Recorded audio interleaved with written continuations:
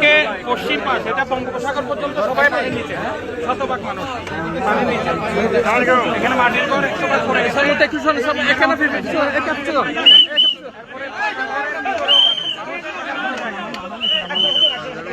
আমাদের সবচেয়ে বড় গুরুত্বপূর্ণ খাল, খালটা গিয়ে আমাদের বঙ্গোপসাগরের সাথে মিলছে।